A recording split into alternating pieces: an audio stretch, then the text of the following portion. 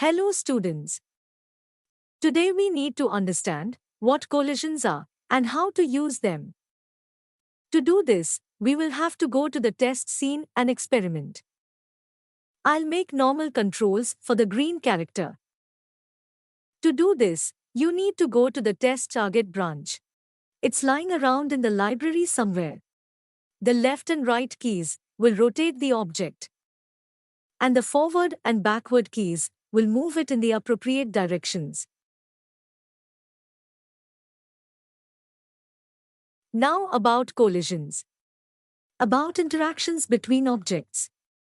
I'll select the green one and move on to physics. To work with collisions, you need to create a rigid body. To do this, click on the corresponding button.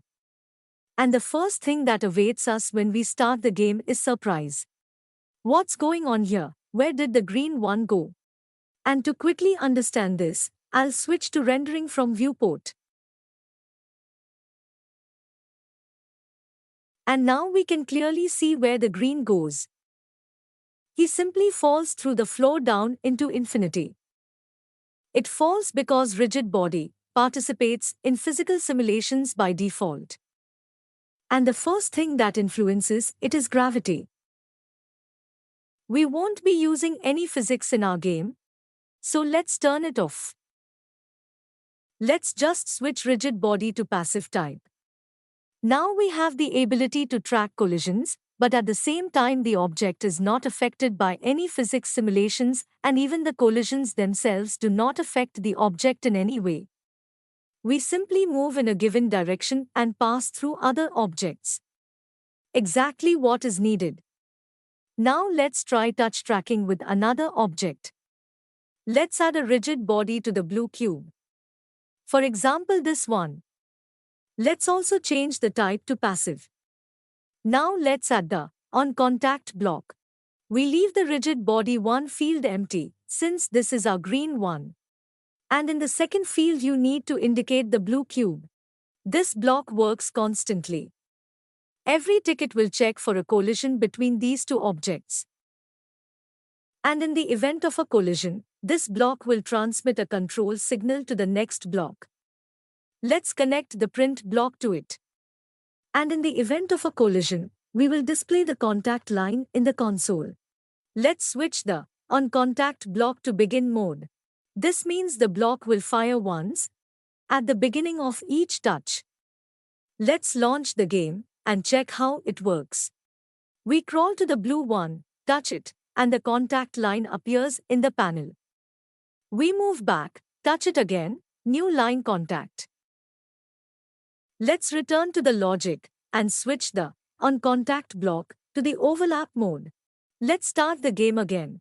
Now the string contact will be printed to the console every tick, as long as green touches blue.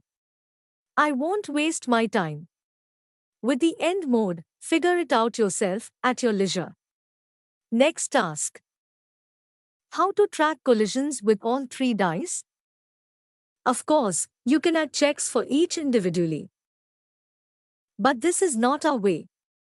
Let's create a new block. On contact array. This block tracks when our green cube touches an array of objects. An array of objects. This is like we take 3 blue cubes and put them in a separate folder. Let's call it enemies. And we connect this folder to the second slot using the collection block. Now touching any blue cube will display the contact line in the console. The main thing is not to forget to add rigid body to the other 2 cubes. Well, stop experimenting. We return to the main stage.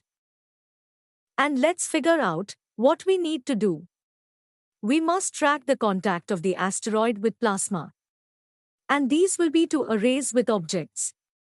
Well, or 2 collections with objects, if that makes sense.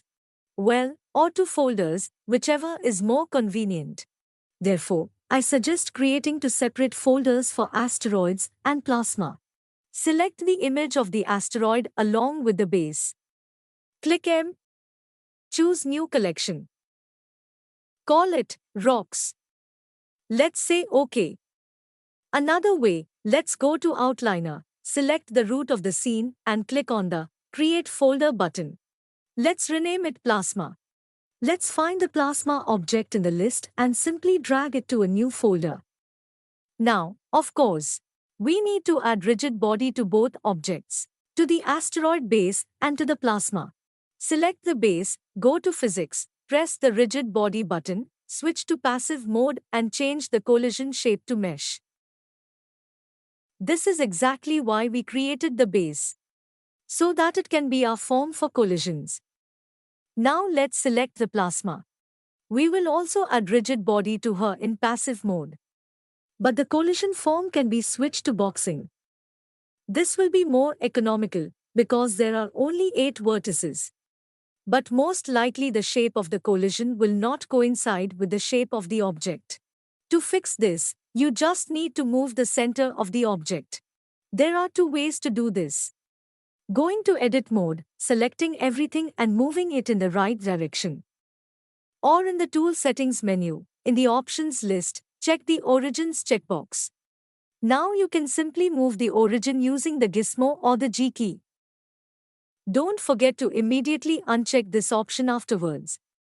Otherwise, in a couple of days you'll want to move something on stage, and you'll be scratching your head and wondering why you can't do anything. Now we need to understand one more important point. If we now select our plasma object and start copying it using Shift D, then all new copies will be automatically placed in the same folder as the original. But in the game, when we press the trigger and spawn our plasma, new copies will simply be placed at the root of the scene. Let's make sure of this just in case. Let's go to the Player Fire branch, and immediately after the plasma spawns, we will display the name of the collection of the spawned object in the console. For this, we need 2 blocks: print and get object collection.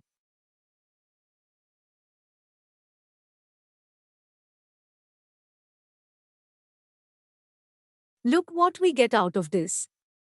Emptiness. Now let's correct this gap. Immediately after spawning, we must place the new object in the desired collection. To do this, take out the Add Object to Collection block, and in the Collection field, we indicate the Plasma folder. We pull the hose from the Spawn block to the Object field. Now, when we launch the game, we will see that each shot is accompanied by the output to the console of the name of the folder in which the appeared bullet lies. Now we know that all the bullets are in one folder named Plasma. And now, we can use this folder to track collisions with asteroids.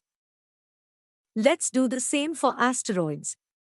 Let's delete the output to the console. Let's move on to the Rock Spawn branch. Immediately after the stone spawns, insert the Add Object to Collection block. Let's indicate the rocks collection. And we will indicate the spawned object as an object. We won't check. It should work. Now comes the fun part.